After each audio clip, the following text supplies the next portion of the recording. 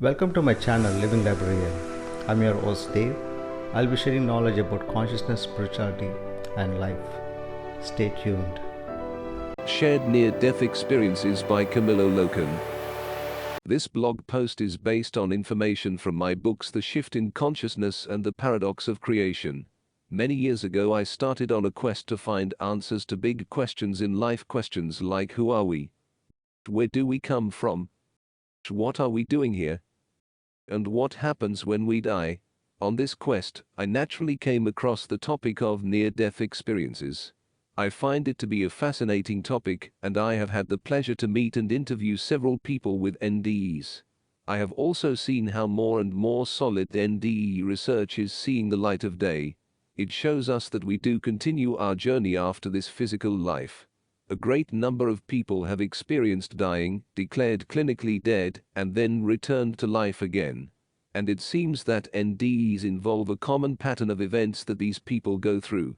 Although near-death experiences vary from one person to another, they often contain a number of common characteristics like a feeling of leaving the body, sometimes being able to see one's own physical body while floating above it, a feeling of being pulled into a tunnel or darkness, seeing a bright light, sometimes at the end of the tunnel, a feeling of overwhelming peace, well-being, or absolute unconditional love, a feeling of having access to unlimited knowledge, a life review, feedback about important events during the life they just left behind, a preview of future events, meeting loved ones who have already passed away or other beings that can be identified as religious figures.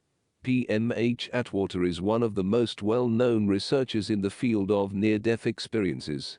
In 1977 she died 3 times in 3 months: January 2nd, January 4th, and March 29th. These 3 NDEs made a big impact on her. Eventually, it led her to find people with similar experiences. She began her NDE research and has in total interviewed more than 3,000 people with NDE. I often say that we are like cells in a cosmic body, and that we are all connected. Even the name of my website reflects this: one mind, one energy. We are all part of one cosmic mind living in a sea of energy. And PMH Atwater also talks about this.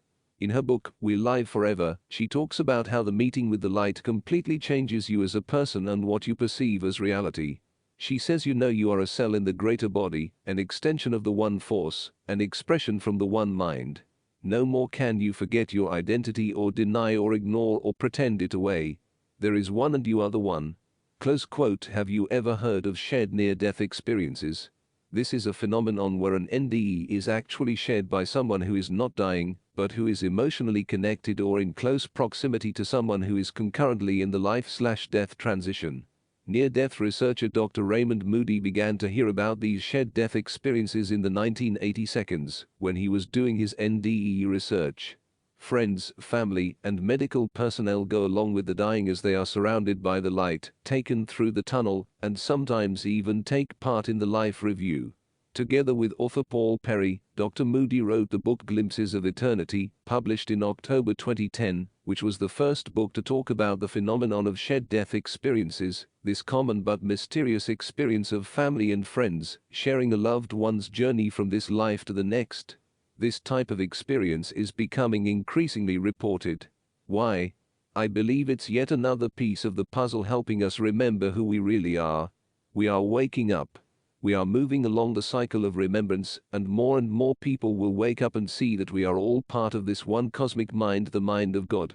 We are points of consciousness using the physical body as a container to create, do, and experience in order to be. We never die, we only transform and experience other realities of the one mind.